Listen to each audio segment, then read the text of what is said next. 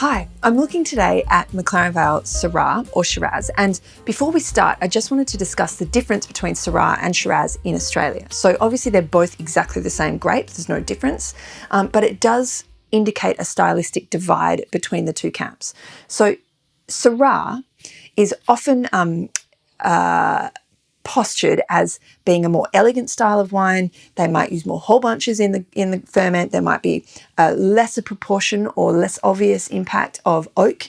They may use other fermentation vessels, amphoras, eggs, whatever you want. And the fruit may be grown in a cooler area. So these are more elegant styles of wine. And it is for sure and certain that if you see Syrah on a label, the winemaker is making a point of telling you, the drinker, that this is the path that they have gone down. The more challenging thing to understand is Shiraz, because Shiraz has been applied. It is the name of the grape. It has been applied to all of the Shiraz wines made in Australia forever, but it has really only in the last 10 or so years, give or take, been applied to wines that are bigger, more heavily extracted, perhaps grown in a warmer area, perhaps there is more obvious oak. There may not be the impact of like whole bunch or carbonic maceration or anything that the fresher Syrah styles might use. So these are complicated because if you see Syrah, you can be certain that the winemaker is probably saying to you, this is an elegant wine and we may have done one or many of these things. If you see Shiraz, you don't know, because it may be that the producer is saying, yes, we have subscribed to all of these bigger, warmer, fuller-bodied, richer characters, or they might just not have made a decision and they may be in the middle. So it can be a little ambiguous, and certainly there is no definition around it, so it can be challenging for drinkers. But that's essentially what we need to know about the two styles. So on the table, we have some Shiraz and we have some Syrah, and starting with wine number one. So this is from Bondar. So Andre and Selena Bondar make this incredible wine. It's from the Rayner Vineyard. This, when I opened it, was really closed and quite caged in by I'm guessing whole bunch component. In the nose now, it's got dark chocolate and mulberries, licorice, like it's really kind of opening up and beginning to flower. It's been in the glass about 45 minutes now, I suppose. In the mouth, this is bright, textural, it's got savoury fruit, it's got sweet fruit, and it's got very, very fine tannins that shape it through the finish. The vineyard's in Blewett Springs, and you get this gorgeous kind of freshness through the back palate, which lifts the whole thing and makes me think that probably an hour or so in a decanter will absolutely allow this to open up and flower. It's a beautiful wine, and only getting better as we go. Moving into the second glass, we've got the Bekkers McLaren Vale Syrah 2020. So Toby Bekkers and his wife Emmanuel are brilliant people. Toby is the viticulturalist and Emmanuel is the winemaker, and they both share both roles because in a business that's what you have to do, but that is their areas of expertise. And they were incredibly kind to me when I was in the McLaren Vale in terms of explaining the lay of the land and being very open about answering all of my questions that I had about producers and style and all of the good things that we ask when we're there. So this wine, when you take those, wine is about people, by the way. The makers resemble their wines. It's very important to understand that. Even though we only, as a reviewer, I only review what's in the glass, it's important to take into context the people that made it because they do shape the direction that the wine takes. And I think it's very important to understand that. So the Bekkers are, I feel in terms of knowledge and experience and capability, are people that you can really put your faith in. And I think that's very important, certainly as a reviewer, but as a drinker as well. I want to know that. So this is like velvety and lush. There's peppered raspberry and there's mulberry and cassis. It's very appealing on the nose, let me tell you, but it only gets better in the mouth.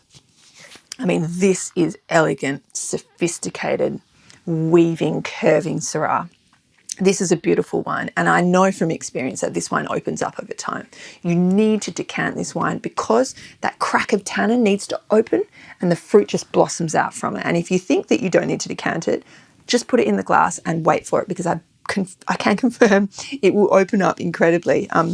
The Bekkers wines are really special, and I think 19 is in market at the moment, and if you haven't tried them already, I would recommend them. But do a bit of research on the people first, because it will help you to understand just how beautiful and exciting these wines are.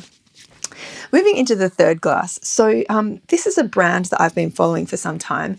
I studied my WSET 3 like 10 years ago, maybe 9 years ago.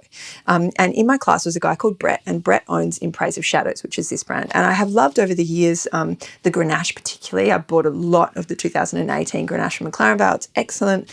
And so this Blewett Springs Syrah, or Shiraz, labelled Shiraz, but I would say, I mean, it's 13 something percent.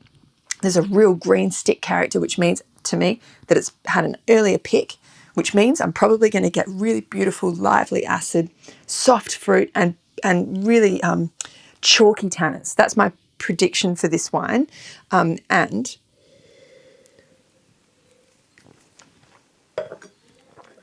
I can confirm that's absolutely what I'm getting. If I was Brett, I'd be labelling this Syrah. It's crunchy, it's silky, it's fresh, it's spicy, it's a little bit sappy. This is a really exciting and delicious wine, and value for money too.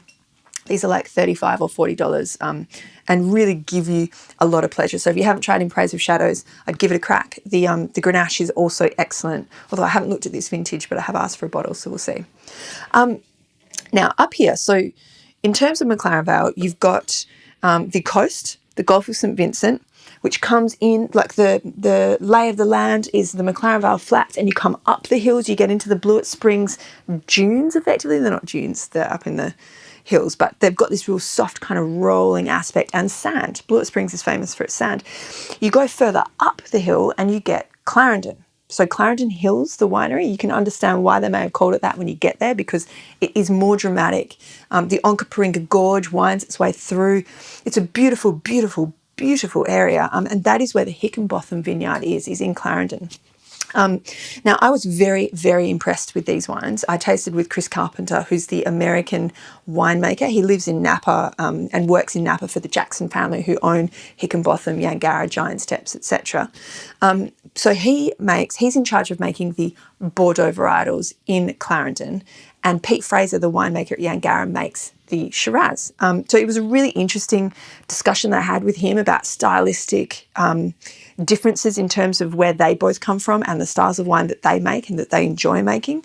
But I found the wines, even though they were made by two different people, to be incredibly elegant and restrained. These are not lush, fruit-driven, big wines that, you know, bulbous, and we're going to get to a wine that will satisfy that if that's what you're into.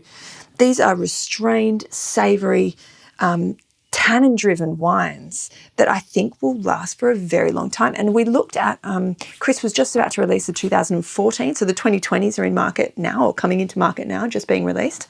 And they do a museum release, and they were doing the 2014s, and Charlie Seppelt made the Rhone varieties for the 14 tranche, and Chris obviously made the Bordeaux varietals. These are excellent wines, and actually I think I pointed them slightly higher than the 20s because they had developed this gorgeous savoury complexity, but were still very fresh. So it's enough for me. They were very, very exciting, and quality just laced through everything they do. It's just unavoidable quality left, right and centre. So this wine is red currants, it's savoury, there's pomegranate, there's salted mulberry, red licorice, clove bud. It's delicious and very different to these vibrant, springy, buoyant, luscious, plush, sophisticated styles. This is this is much more middle palate and savoury.